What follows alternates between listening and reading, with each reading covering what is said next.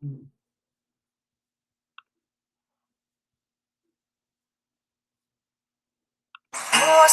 outside by sycamore trees sing gold, a green willow. Her head on her bosom, her head on her knees, sing willow, willow, willow. The first streams ran by her, and murmur, sing willow, willow, willow. The salt is her sunburn, soften the stone, sing a willow, willow, willow.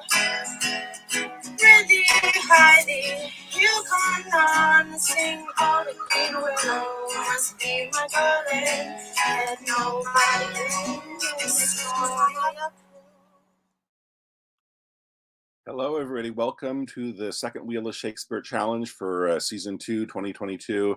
It's really good to be back. It was unfortunate that the last two Saturdays we had to miss it with family business and work the last two Saturdays, but I'm real glad to be back. I got myself, John, Sheila, Ted, Bill, Brannon, and Eleanor are all with us today. And we look forward to seeing what they have to perform and how they will perform when they get randomly matched with each other. So anyway, we will let me bring up the monologue wheel here. This was Bill's suggestion that he made to me via email about that we can still preserve the randomness of the activity, where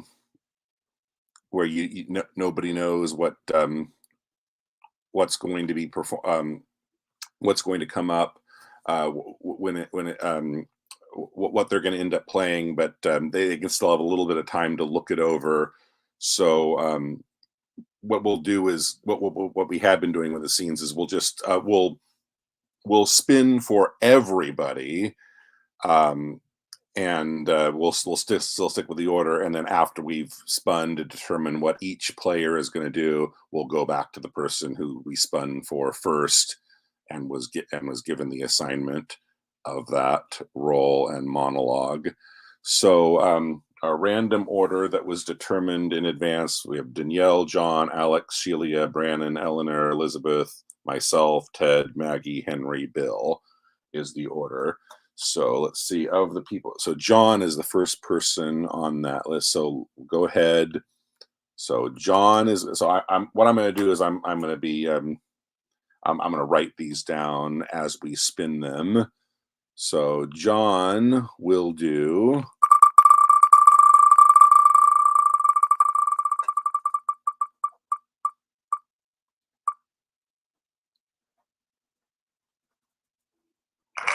Valentine and Why Not Death, Monologue from Two Gentlemen. That's Act 3, Scene 1.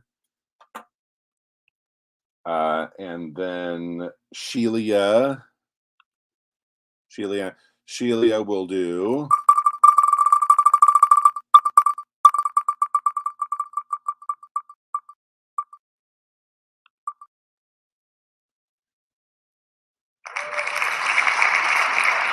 Okay, Sheila will do No Matter Where, but for God's sake, let us sit upon the ground. Speak, Sheila. That's Act 3, Scene 2, about 148 lines in. Brannon. So Brannon is going to do spinning for Brannon.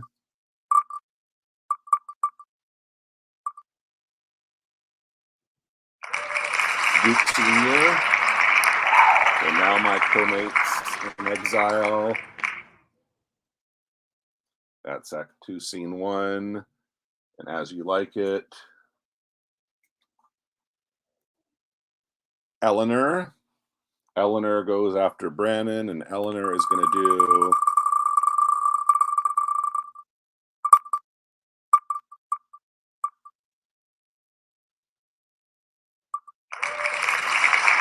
Okay, this is one of the ones that we added, that I just added, that I mentioned. Duke of Richmond at the end of Richard III, Act 5, Scene 3. I added both of the antagonists' speeches to their troops. So that's Richmond's speech to his soldiers, Act 5, Scene 3. It begins with "More than I have said, loving countrymen." Is Elizabeth, was it with us? No, Elizabeth isn't with us. So then I will go next. I'll go after Eleanor, and my monologue is going to be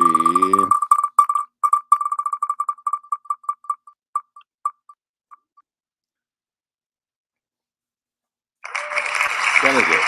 I do much wonder. And then after myself, Ted goes. Ted is going to do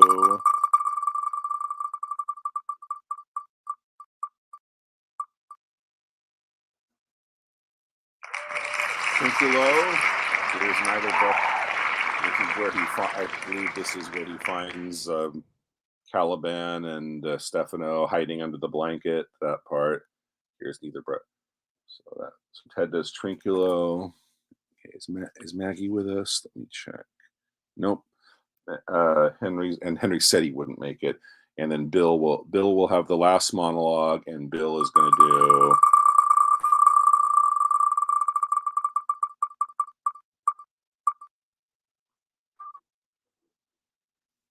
Eleanor. Oh, spite, oh hell. Midsummer Night's Dream. That's Act 3, Scene 2, approximately 152 lines in. So, does let me know in the comments if you do. Did anybody not hear what they were assigned?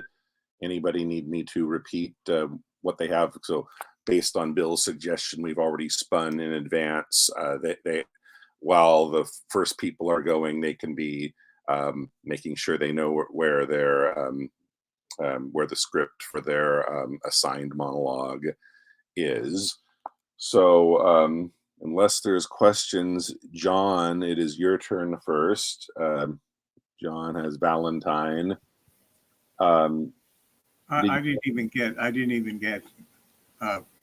where it is. I know it's in the True Gentleman of Verona, but I didn't get it. I'm sorry. Yeah, it's Valentine. It's Act 3, Scene 1. I'll come back to you then if you need time to look that up. I think this is that the idea that we are allowed to have a little chance. Okay, I see. Yeah, that was the suggestion.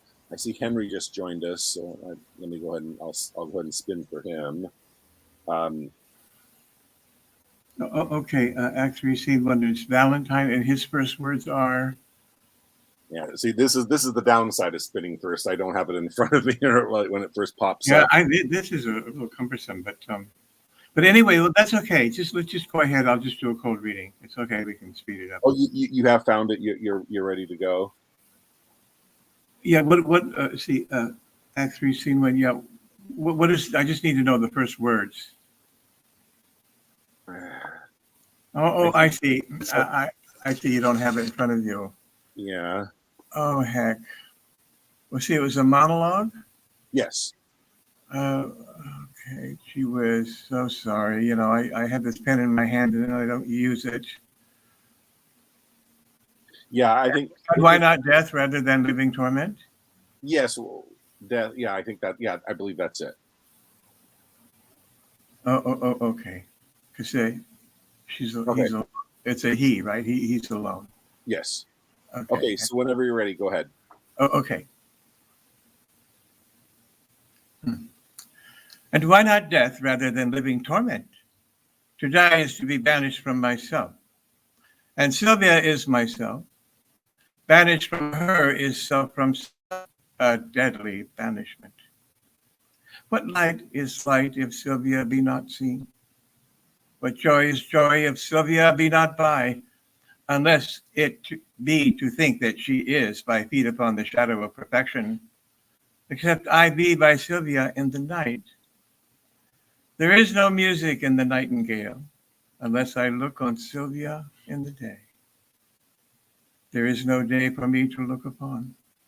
She is my essence, and I leave to be if I be not by her fair influence, fostered, illumined, cherished, kept alive. I fly not death to fly his deadly doom. Tarry I here, but I attend on death, but fly I hence. I fly away from life.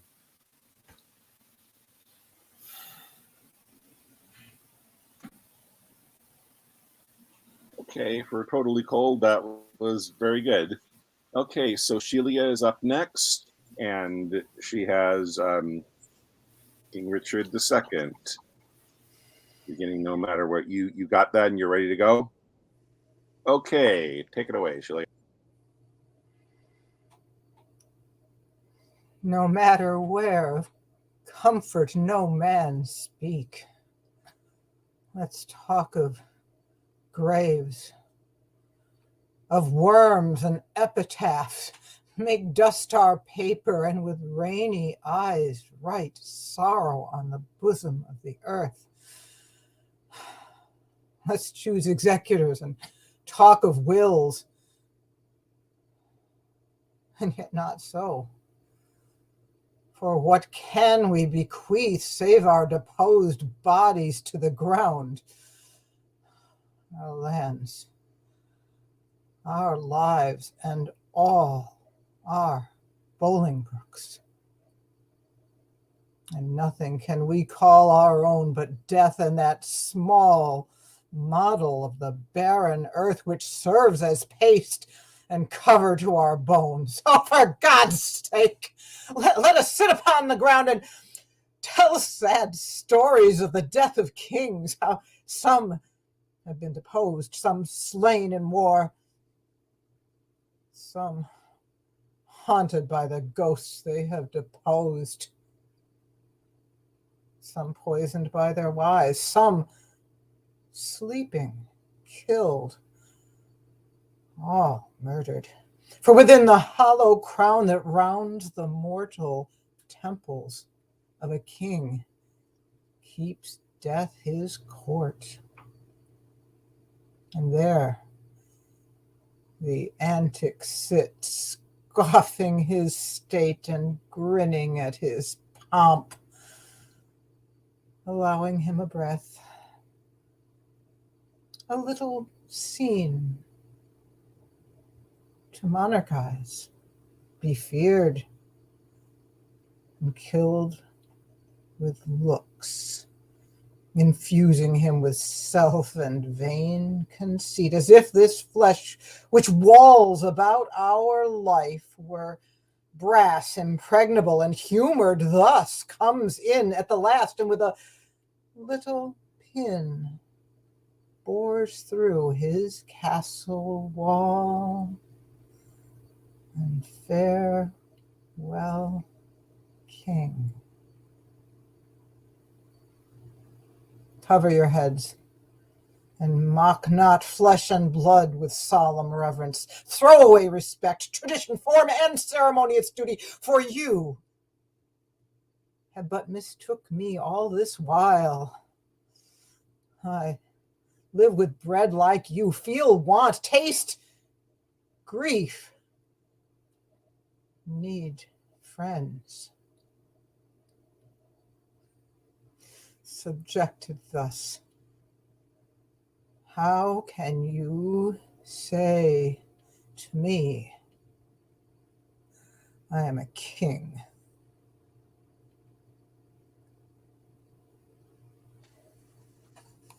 Okay, very nice. So next up, we have Duke Senior to be performed by Brannon. All right, there she is. Okay, you found that one? You're ready to go? I'm ready to go. Okay, go for it. Now, my co-mates and brothers in exile, hath not old custom made this life more sweet than that of painted pomp? Are not these woods more free from peril than the envious court?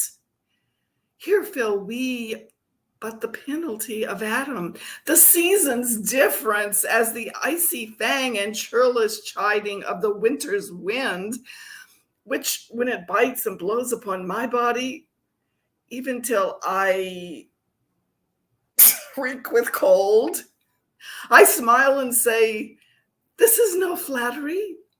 These are counselors that fleeingly persuade me what I am.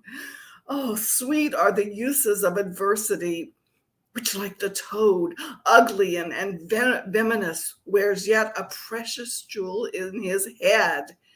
And this is our life exempt from public haunt.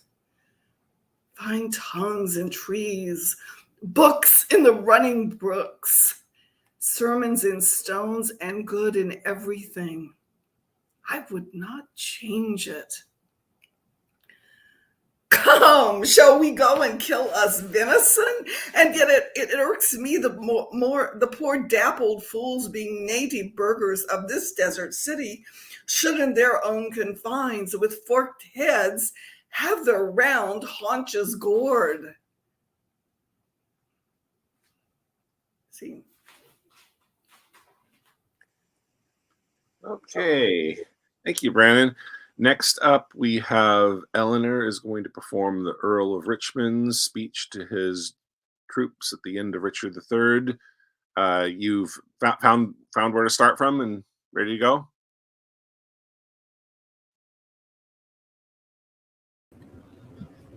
One moment, let me call up my speech here on the screen. Okay, go for it. Do you want to give me my cue of giving me the time?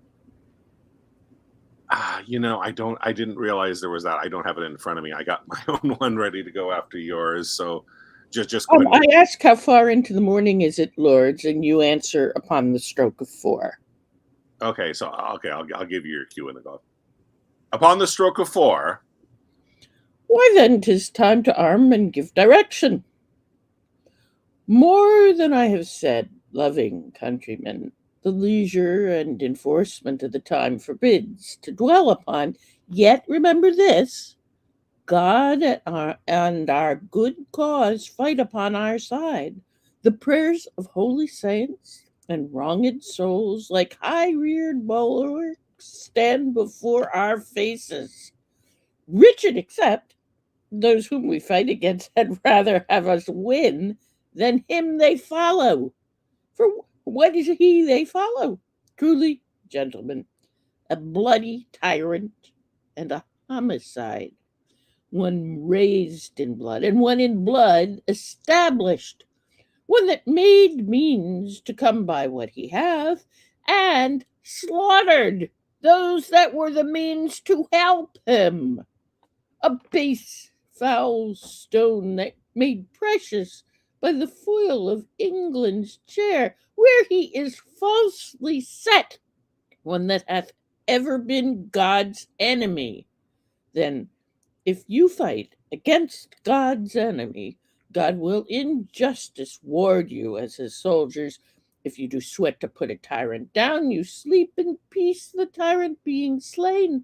If you do fight against your country's foes, your country's fat shall pay your pains the higher.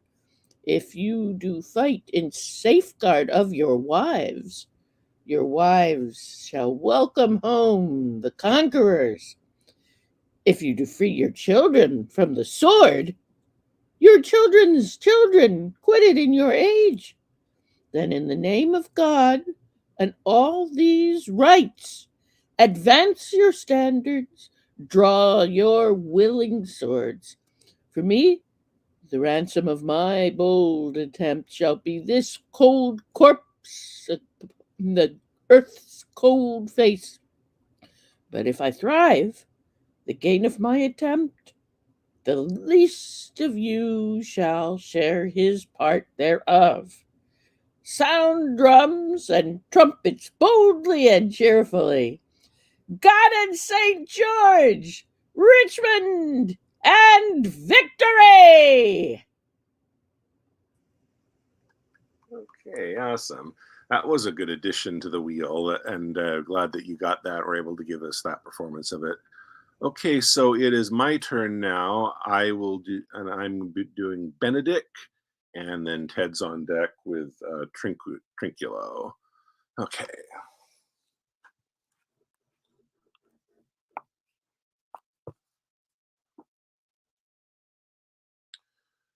I do much wonder that one man, seeing how another man is a fool when he dedicates his behaviors to love, will, after he hath laughed at such shallow follies in others, become the argument of his own scorn by falling in love. And such a man as Claudio, I have known when there was no music with him, but the drum and the fife, and now had he rather hear the labor and the pipe. I have known when he would have walked 10 mile afoot to see a good armor, and now will he lie 10 nights awake, carving the fashion of a new doublet.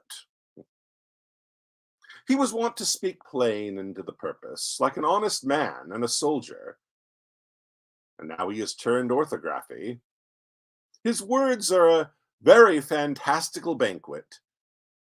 There's so many strange dishes. May I be so converted and see with these eyes? I cannot tell. I think not. I will not be sworn, but love may transform me to an oyster. But I'll take my oath on it, till he have made an oyster of me, he shall never make me such a fool. One woman is fair, and yet I am well. Another is wise, yet I am well. Another virtuous, yet I am well. But till all graces be in one woman shall not come into my grace. Rich she shall be, that's certain. Wise, fair, or I'll never look on her. Mild, or come not near me. Noble, nor not I for an angel. Of good discourse, an excellent musician, and her hair shall be of what color it please God. The prince and Monsieur Love.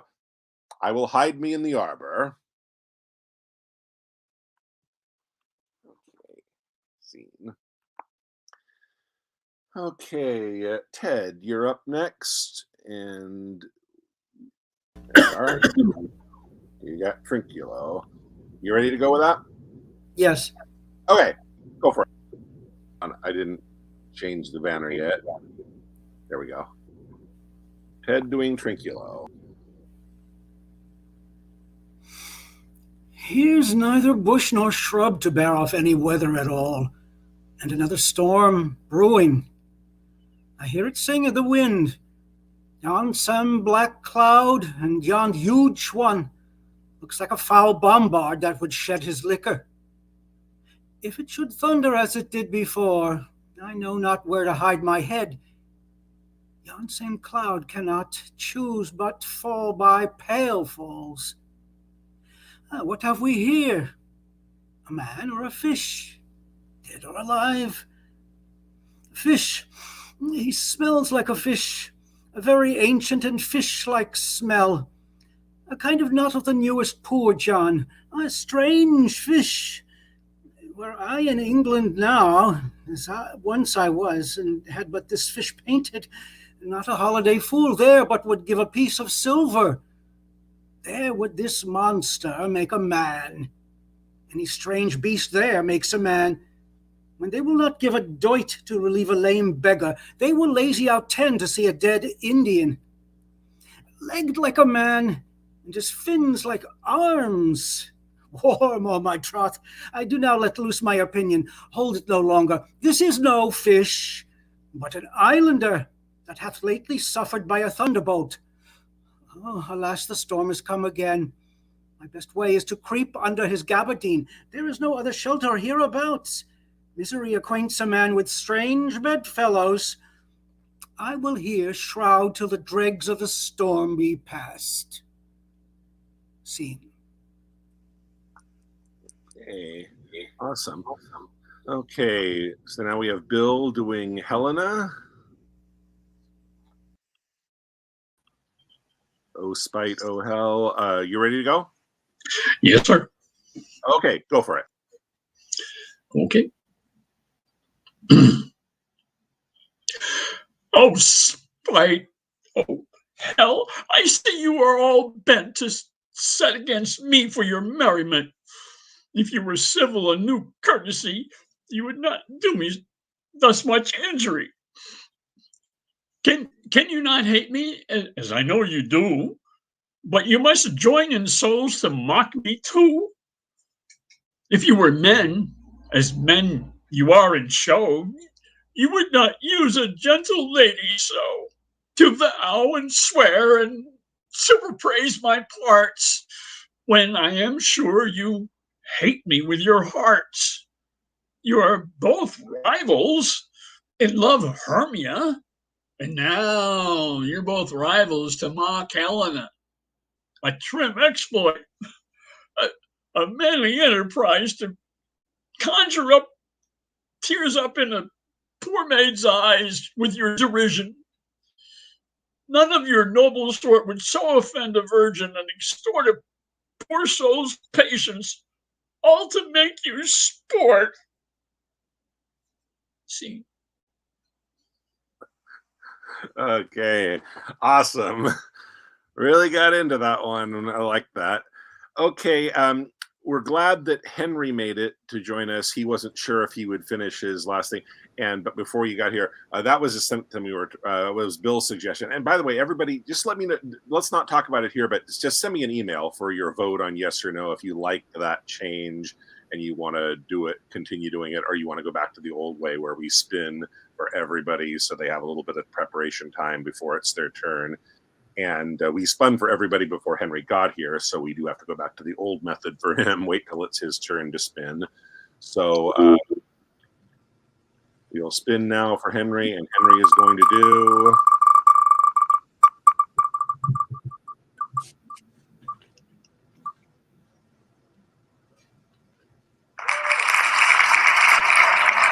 Gertrude, there is a willow about Ophelia's death. That's Act 4, Scene 7, toward the very end.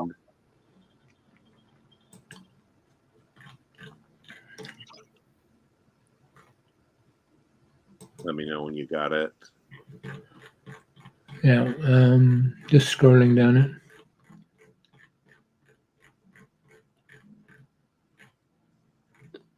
Okay, got it, yes. Okay, go ahead.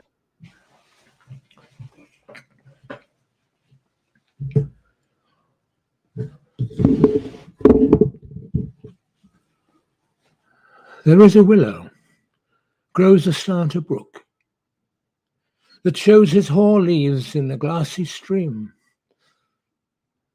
There, with fantastic garlands, did she come of crowflowers, nettles, daisies, and long purples that liberal shepherds give a grosser name, but our cold maids do call dead men's fingers. There, on the pendant boughs, her coronet weeds clambering to hang an envious sliver broke, when down her weedy trophies and herself fell in the weeping brook. Her clothes spread wide and mermaid-like, a while they bore her up, which time she chanted snatches of old tunes as one incapable of her own distress, or like a creature native and endued into that element. But long it could not be, till that her garments, heavy with their drink, pulled the poor wretch from her melodious lay to muddy death. Okay, great. We're glad you were able to finish your thing on time that you could join us and contribute, and that you can participate in the scenes as well. Good to be here, and a nice scene as well. Thank you. Yeah. Okay. You were going to say something before I take you out? Yeah, a great speech. Yes, thank you. Yeah. Thank you. Okay, so let's see what we're going to do between the eight. So there's 8 of us again, and the order we'll choose the roles in will be Bill, Henry, Ted, myself, Eleanor, Brandon, Sheila, and John, in that reverse order. So let's spin to get enough scenes to get roles for the 8 of us. First scene.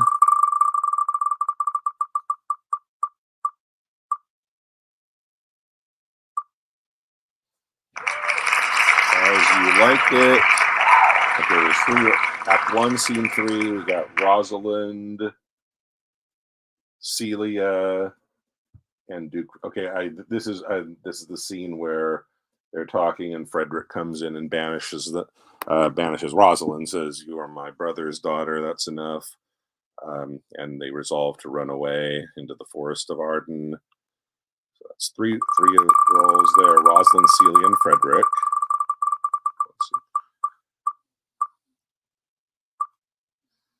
Next, we have Romeo and Juliet. That's Act 3, Scene 5. I believe that's the It Is a Nightingale scene when he's banished and he has to get out of there before the watch be set.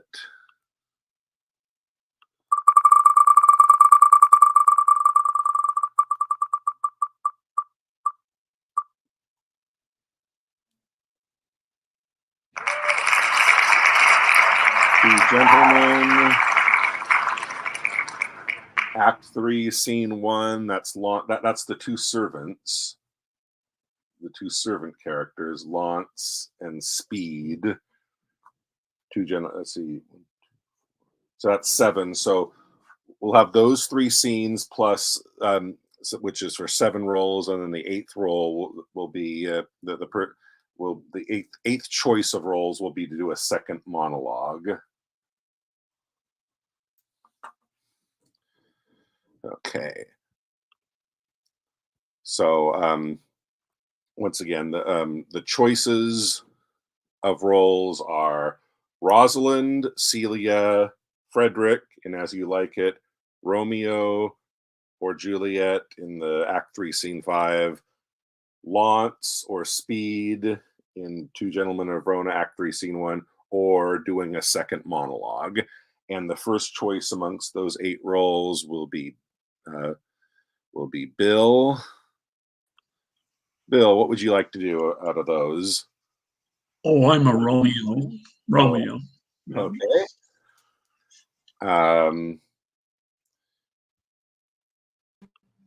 Henry, what would you like? Well, I better do Juliet then. Okay.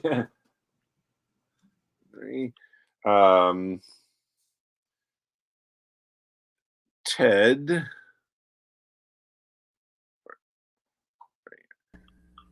Ted, what would you like? Speed in Two Gents. Okay. And I'll go ahead and I'll do Launce. That'll be you and me doing the Two Gentlemen scene. Eleanor, let's see. Eleanor, what would you like? You're muted. You're muted, Eleanor. It's the 3 roles and As You Like It or a second monologue. Eleanor, you're muted. We can't hear you. Okay. Give me again the scene. Act 1, Scene 3, where they, where Rosalind and Celia are talking, and then Duke Frederick comes in and banishes Rosalind, and Celia and Rosalind decide to go off together into the forest of Arden. Okay. Rosalind, Celia, or Frederick, or do a second monologue. I'm trying to decide between Rosalind and Celia.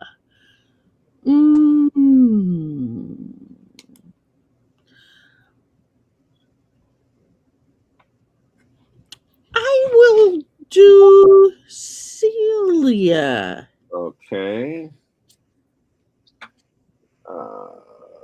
And thereby I hope to make somebody else happy who was hoping that Rosalind would be available. Shelia, Rosalind, Frederick, or second monologue? No, I think it's Brandon's turn, isn't it? Oh yeah, I'm sorry.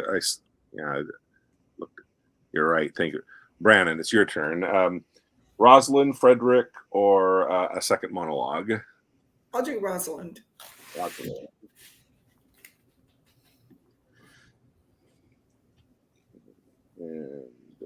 And now it's Shelia's turn. And I'll do a monologue. You'll do a monologue, okay? And so that means our Duke Frederick John is going to be our Duke Frederick. So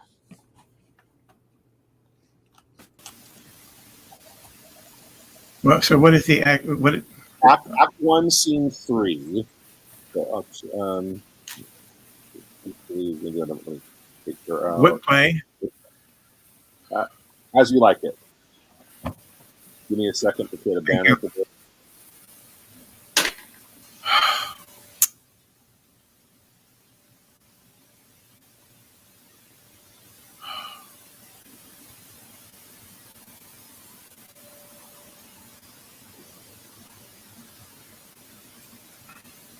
Act.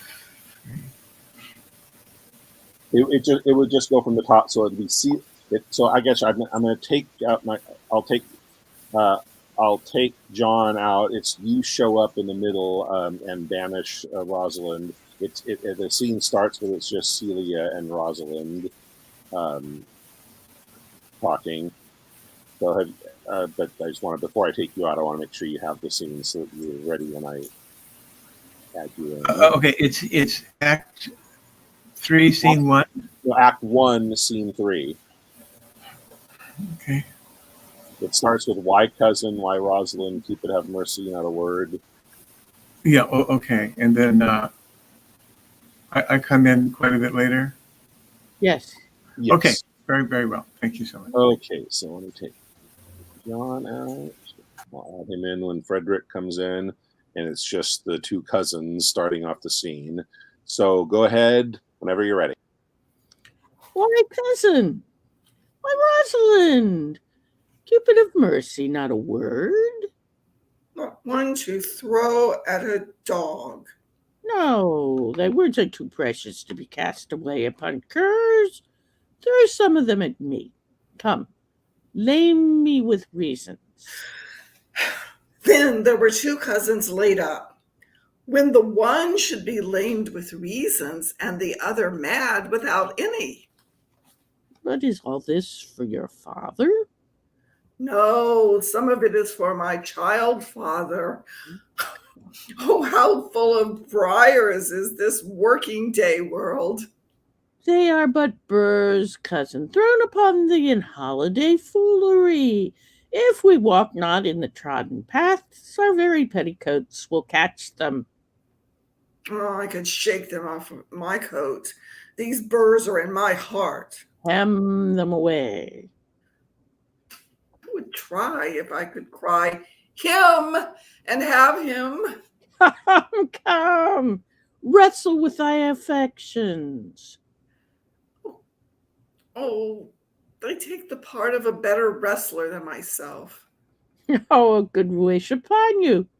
You will try in time, in despite of a fall. But burning these jests out of service, let us talk in good earnest. Is it possible, on such a sudden, you should fall into so strong a liking with old Sir Roland's youngest son? The Duke, my father, loved his father dearly. Doth it therefore ensue that you should love his son dearly? By this kind of chase I should hate him. For my father hated his father dearly, yet I hate not Orlando. No, faith, hate him not for my sake. Why should I not? Doth he not deserve well? Oh, let me love him for that. And do you love him because I do? Look, here comes the Duke. With his eyes full of anger. Mistress, dispatch you with your safest haste and get you from our court. Me, uncle? You, cousin, Within these 10 days, if that be thou beest found so near our public court as 20 miles, thou diest for it. I do beseech your grace, let me the knowledge of my fault bear with me. If with myself I hold intelligence or have acquaintance with mine own desires, or if that I do dream or be not frantic, as I do trust I am not, then, dear uncle, never do so much as in a thought unborn. Did I offend your highness? Thus do all traitors. If their purgation did consist in words, they are as innocent as grace itself. Let it suffice thee that I trust thee not. Yet your mistrust cannot make me a traitor. Tell me whereon the likelihood depends. Thou art thy father's daughter. There's enough. So was I when your highness took his dukedom. So was I when your highness banished him. Treason is not inherited, my lord. Or if we did derive from our friends, what's that to me? My father was no traitor. Then, good my liege, mistake me not so much to think my poverty is treacherous. Dear sovereign, hear me speak. Aye, Celia, we stayed her for your sake. Else had she with her father ranged along. I did not then entreat to have her stay. It was your pleasure and your own remorse. I was too young that time to value her, but now I know her. If she be a traitor, why, so am I. We still have slept together, rose at an instant, learned, played, eat together, and wheresoever we went, like Juno's swans, still we went coupled and inseparable. She is too subtle for thee, and her smoothness, her very silence, and her patience speak to the people, and they pity her. Thou art a fool. She robs thee of thy name, and thou wilt show more bright and seem more virtuous when she is gone. Then open not thy lips. Firm and irrevocable is my doom which I have passed upon her. She is banished. Pronounce that sentence then on me, my liege. I cannot live out of her company. You are a fool. You, niece, provide yourself. If you outstay the time upon mine honor, and in the greatness of my word, you die. Oh, my poor Rosalind, whither wilt thou go? Wilt thou change fathers? I will give thee mine. I charge thee, be not thou more grieved than I am. I have more cause. Thou hast not, cousin. Prithee be cheerful. Know'st thou not the Duke hath banished me his daughter? That he hath not. No, hath not. Rosalind lacks then the love which teacheth thee that thou and I am one. Shall we be sundered? Shall we part, sweet girl? No, let my father seek another heir. Therefore, devise with me how we may fly, whither to go, and what to bear with us. And do not seek to take your change upon you, to bear your griefs yourself, and leave me out. For by this heaven, now at our sorrow's pale, say what thou canst, I'll go along with thee. Whither shall we go? To seek my uncle in the forest of Arden. That's what dangers will it be to us. Maids as we are to travel forth so far, beauty provoketh thieves sooner than gold. I'll put myself in poor and mean attire, and with a kind of umber smirch my face, the like do you. So shall we pass along and never stir assailants. Were it not better, because that I am more than common tall, that I did suit me all points like a man? A gallant turtle axe upon my thigh, a boar spear in my hand, and in my heart lie there what hidden womans fear their will. Let's have a swashing and a martial outside, as many other mannish cowards have, that do out face it with our semblances. What shall I call thee when thou art a man? I'll have no worse a name than Job's own page. And therefore, look, you call me Ganymede, but what will you be called? Something that hath a reference to my state. No longer Celia, but Aliena. But cousin, what if we essayed to steal the clownish fool out of your father's court? Would he not be a comfort to our travel? He'll go along o'er the wide world with me. Leave me alone to woo him. Let's away and get our jewels and our wealth together. Devise the fittest time and safest way to hide us from pursuit that will be made after my flight. Now go we in content to liberty and not to banishment.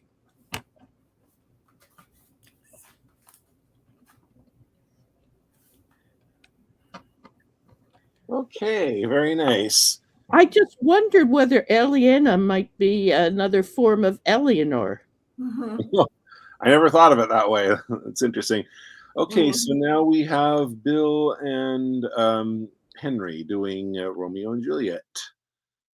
There we go. So it's just the Act 3, Scene 5, the top of the scene until the nurse comes in, until Romeo exits and is replaced by the nurse. You both are ready to go with it? Yes, we were just going to cut through the nurse bit. Yeah, that's to good. Okay. Romeo. Yeah, that's a good idea. Okay, go ahead. Wilt thou be gone? It is not yet near day. It was the nightingale and not the lark that pierced the fearful hollow of thine eye.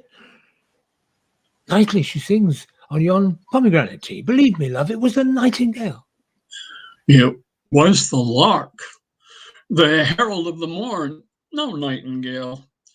Look, love, what envious streaks do lace the severing clouds in yonder east. Night's candles are burnt out, and jocund day stands tiptoe on the misty mountain tops. I must be gone and live, or stay and die. Yon light is not daylight, I know it, aye. It is some meteor that the sun exhales to be to thee this night a torchbearer, and light thee on thy way to Mantua. Therefore stay yet, thou needst not be gone. Let me be ta'en, let me be put to death. I am content, so thou wilt have it so. I'll say yon gray is not the morning's eye, 'tis but the pale reflex of Cynthia's brow, nor that it is not the lark, whose notes do beat the vaulty heaven so high above our heads.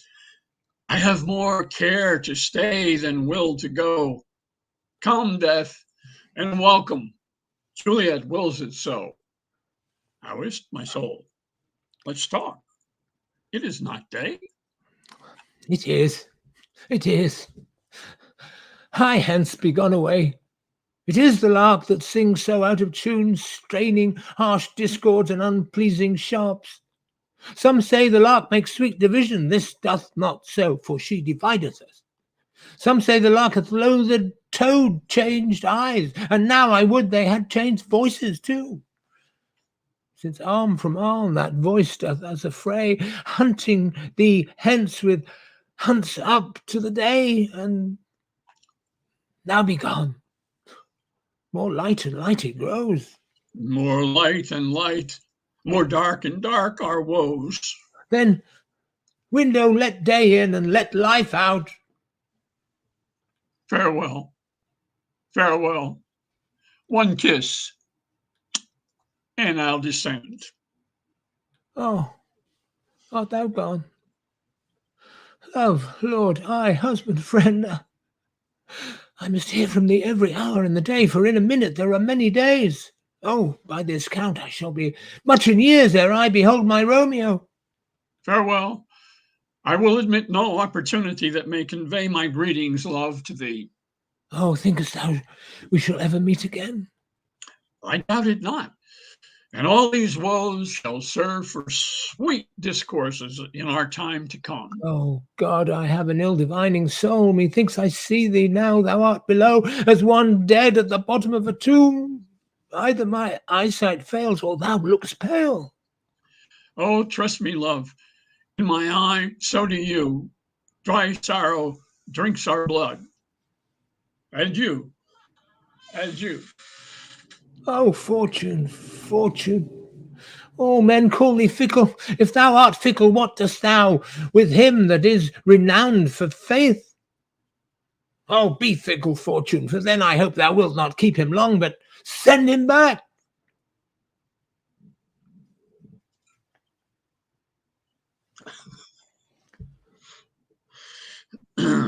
Thank you, Bill. That was fun. Thank you, Juliet. Okay, great. So we have Launce and I saw myself and Ted are going to do Launce and Speed at the end of Act 3, Scene 1 in Two Gentlemen of Verona. And then we'll do Shelia with another monologue. In the spirit of the little change we made, I'll go ahead and Shelia, let's go ahead and just, so there's no surprise, we'll spin for Shelia so she can know what monologue she's doing and she can be finding that while Ted and I are performing. So Shelia will do, after this scene, we'll do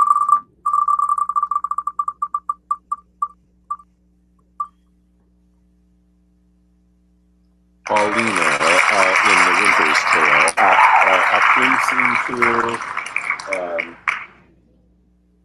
It begins with what studied torments. So is that cool? The Paulina in Winter's Tale. Got it? Okay, so Shelia will do that, but first it's going to be myself and Ted doing Launce and Speed.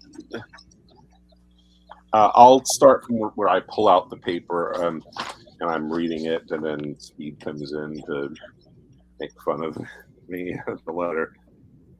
Okay.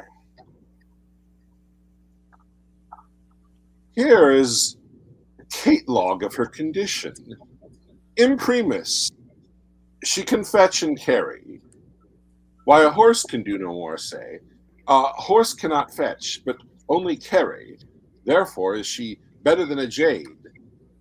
Item, she can milk. Look you, 'tis a sweet virtue in a maid with clean hands. How now, Senior Launce, what news with your mastership? With my master's ship, why it is at sea. Well, your old voice still. Mistake the word. What news then in your paper? Oh, the blackest news that ever thou hearest. Why, man, how black? Why, as black as ink. Oh, let me read them. Fie on thee, jolthead, thou canst not read. Thou liest, I can. I will try thee. Tell me this, who begot thee? Oh, marry, the son of my grandfather. Oh, illiterate loiterer! It was the son of thy grandmother. This proves that thou canst not read. Ah, come, fool, come. Try me in thy paper. There, and St. Nicholas be thy speed. Oh, imprimis, she can milk. Hi, that she can. Item, she brews good ale. And therefore comes the proverb, blessing of your heart, you brew good ale. Oh, item, she can sew. That's as much as to say. Can she sew? Item, she can knit. What need a man care for a stock with a wench when she can knit him a sock? Item, she can wash and scour. A special virtue, for then she need not be washed and scoured. Item, she can spin. Then may I set the world on wheels when she can spin for her living. Item, she hath many nameless virtues. That's as much to say, bastard virtues that indeed know not their fathers and therefore have no names. Here follow her vices. close at the heels of her virtues.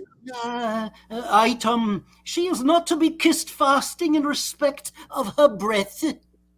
Well, that fault may be mended with a breakfast. Read on. Item, she hath a sweet mouth. That makes amends for her sour breath. Item, she doth talk in her sleep. It's no matter for that, so she sleep not in her talk. Item, she is slow in words. Oh, villain, that set this down among her vices. To be slow in words is a woman's only virtue. I pray thee outwit, and place it for her chief virtue. Item, she is proud. Out with that, too. It was Eve's legacy and cannot be ta'en from her. Item, she hath no teeth. I care not for that neither, because I love crusts. Item, she is cursed. Well, the best is she hath no teeth to bite. Item, she will often prize her liquor. If her liquor be good, she shall. If she will not, I will, for good things should be praised. Item, she is too liberal.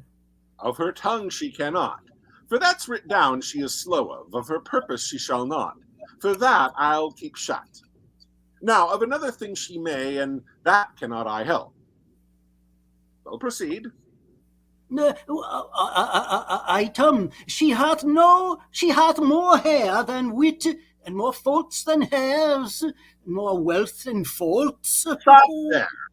I'll have her. She was mine, and not mine twice or thrice in that last article. Rehearse that once more. Item, she hath more hair than wit. More hair than wit! It may be, I'll prove it. The cover of the salt hides the salt, and therefore it is more than the salt. The hair that covers the wit is more than the wit, for the greatest hides the less. What's next? And more faults than hairs. That's monstrous. Oh, that were out. And more wealth than faults. Why, that word makes the fault gracious. Oh. Well, I'll have her, and if it be a match, as nothing is impossible. What then? Why then will I tell thee that thy master stays for thee at the north gate. Oh, for me? For thee. Why, who art thou? He hath stayed for a better man than thee. And I must I go to him? Thou must run to him, for thou hast stayed so long that going will scarce serve the turn. Why didst not tell me sooner? Pox on your love letters. Now will he be swinged for reading my letter, an unmannerly slave that will thrust himself into secrets. I'll after to rejoice in the boy's correction.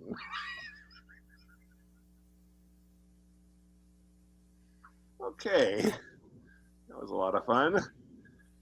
I don't think I've ever done that one before. That was fun. And Ted, you were great to read with. Anyway, lastly, we have Shelia is going to do Paulina. Let me break down. I have to make an announcement. I have to put in a plug. I and my friend are here to plug King Lear for next Sunday. King Lear, who's doing that? Maggie is playing King Lear. And I'm playing the Fool, and this is Vincent's Eager Beaver reading. Sunday, it would be 12:30 your time out there in California, 3:30 p.m. our time on the East Coast. That's a week from tomorrow? A week from tomorrow, yes. Okay, yeah, I'm going to plug mine. I thought we usually do a couple weeks in between, so they're doing back-to-back Sundays? Some kind of a catch-up he's doing, so yes. Oh, okay. In fact, I was thrown off. I thought that Othello was last Sunday, but it's this. So anyway, I'll make that announcement after. But yeah, so I'll announce. I'll repeat both of them: the Othello and the King Lear. Great. Your Paulina monologue. So you ready to go? Yes. Okay, go.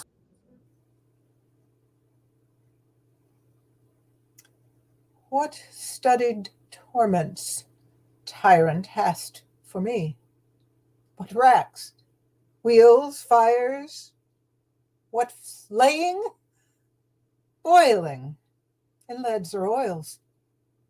What old or newer torture must I receive, whose every word deserves to taste of thy most worst? Thy tyranny, together working with thy jealousies, fancies, too weak for boys, too green and idle for girls of 9. Oh, think what they have done, and then run mad indeed, stark mad, for all thy bygone fooleries were but spices of it. That thou betrayest Polixenes? 'Twas nothing. That thou didst but show thee of a fool, inconstant and damnable ingrateful. Nor 'twas much that thou wouldst have poisoned good Camillo's honor to have him kill a king.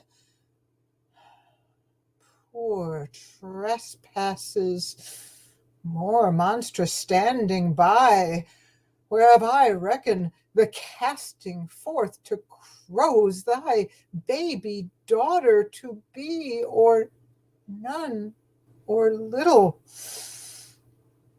Oh, a devil would have shed water out of fire or done it. Nor 'tis it directly laid to thee, the death of the young prince, whose honorable thoughts high for one so tender, cleft the heart that could conceive of such a gross and foolish sire, blemished his gracious dam. This is not, no, laid to thy answer, but the last. Oh, lords, when I have said, cry, woe, the queen, the sweetest, dearest creature is dead, and vengeance for it not dropped down yet.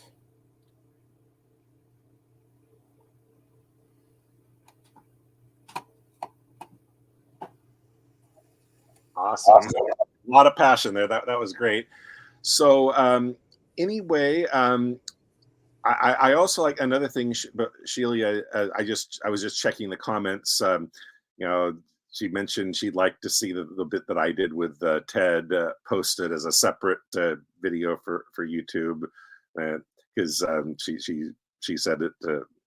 I kind of agree that she said it kind of has its own potential as a little comedy bit, you know, a self-contained bit, and I did really enjoy playing that, and I think I'll take your suggestion. I'll once the video processes, I'd like to edit that, and I'll do that. And once again, that should be an announcement for everybody. Whenever, I mean, I made the decision when I did that with our Hamlet and Gertrude scene. I mean, I want you guys playing, and also the people that anybody that's just watching but not playing. Please feel free to speak up and say in the comments when you liked something enough that you would like to nominate that as one of the things, as one of the highlights of Wheel of Shakespeare for the week that I post as a separate video. So that's one announcement, as is announcements about upcoming readings with Eager Beaver Shakespeare. Tomorrow, 12:30 Pacific time, 3:30 New York time. There's Othello. I will be playing Othello in that one. So that's gonna be good. I'll share the stream here to this channel on YouTube, so you can watch it here as well as on the Zoom link that Vincent provides. I'll be playing Othello to his Iago, and Sheila just wanted me to announce that she and Maggie are doing the Fool and Lear respectively in King Lear, I believe the very following Sunday, also by Eager Beaver Shakespeare. I haven't heard from Vincent on that. He hasn't invited me to participate, so that's why I was surprised that they're doing that one. So I may or may not join that one and try to share it to this YouTube channel as well. But definitely tomorrow for Othello. Check that out here. And a week from tomorrow, Sheila mentions she and Maggie are going to be doing King Lear. And as far as Wheel of Shakespeare, I'll see you guys again, same time, same Bard channel next week. Bye now.